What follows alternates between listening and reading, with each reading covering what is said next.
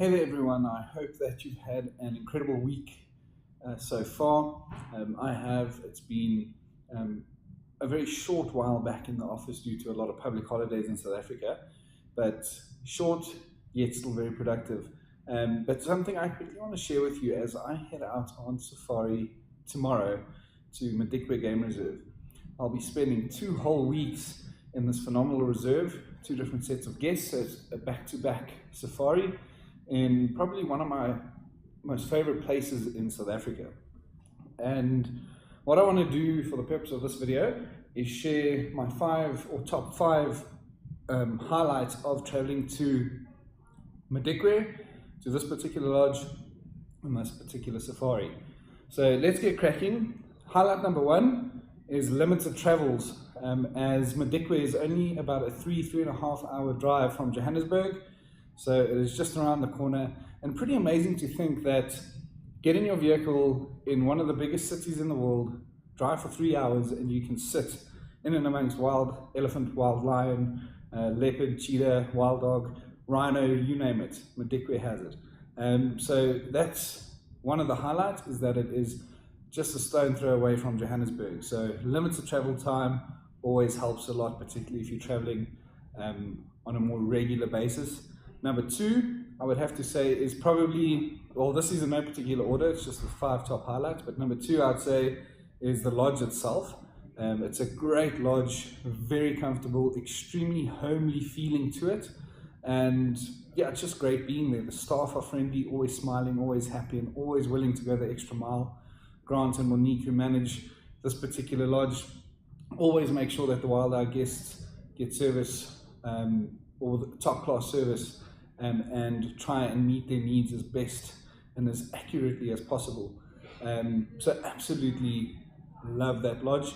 Another thing that's so cool about this lodge is that there's a watering hole right in front of it. And as I'm going into Madikwe now, which is closer to the winter months, animals are drawn to this water all the time. They get very thirsty due to the lack of rains, and so even sitting in the lodge enjoying a glass of wine or gin and tonic at lunchtime, a coffee at breakfast, whatever it may be, there's always a very great chance of the animals coming into the watering holes. Yes, I've seen, I think, every single member of the Big Five at this watering hole. I've seen wild dog at the watering hole, and yeah, it's just a phenomenal area just to sit down, relax, read a book, or just continue shooting. If you want to photograph for a week straight, you can go sit out on a sofa and photograph whatever comes in to the watering hole. So yeah, that was number 2. I would also have to say, and this kind of links in hand with the lodge, is the flexibility that we have while at Nkuru Game Lodge. And the reason why I say flexibility is because myself and the 5 guests that I'll be hosting each week take exclusive use of the whole camp. So exclusivity of a 5-star lodge is not bad at all. And what this means is that there are no fixed game drive times, dinner times, lunch times, breakfast, whatever it may be, because there are no other guests in camp.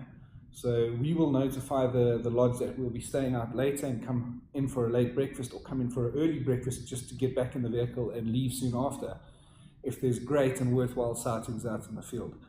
So that flexibility of being in a lodge where you don't have to worry about other people interfering with your camera gear or your laptops. You can just kind of find a place in the main area of the lodge, dump all your stuff there, and that is your corner and your space for the remainder of the week. And you can be sure that all your gear will be perfectly safe throughout the duration of the safari. So that flexibility to me is awesome. Staying out longer, maximizing your time out in the field is what it is purely all about. And speaking about being out in the field, that's another highlight to me. Before ever traveling to Madikwe, I used to think it was a reserve not even worthwhile visiting. And the very first time I went to Madikwe, this changed my mind and my thought process about the reserve immediately. It is an incredible reserve. The game viewing I've seen there and the things I've managed to capture are probably, some of the best stuff and photographs I've ever been able to capture is in a small little reserve in the northwestern province of South Africa. So yes, game viewing is off the charts and always blows my mind every time I get back there. And then lastly, I would say the varied landscape is also what really draws me to this reserve.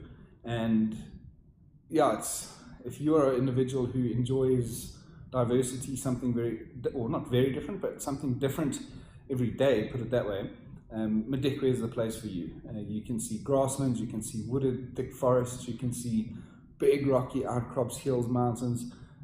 There's something for everyone in Madikwe, and it is a reserve that is absolutely incredible. And I do honestly hope to see and find you out on safari in Madikwe one day soon. I know I said I'm going to list 5 highlights. I'm breaking that rule. I'm going to list 6. The 6th highlight is that you do not have to worry about those. And don't get me wrong, I don't dislike anything out in the natural world. But things I really struggle to like, firstly is a fly, secondly is a mosquito.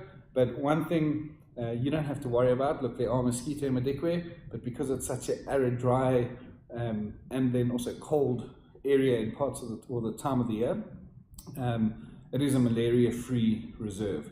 So if you're thinking of traveling but worrying about malaria, again, Madikwe is really going to tick a big box for you. It is a phenomenal reserve.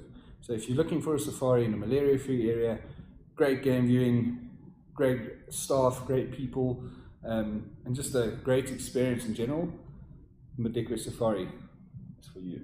See you soon. Have a good one. And yeah, I'm out for 2 weeks, but I'll be online. Chat soon.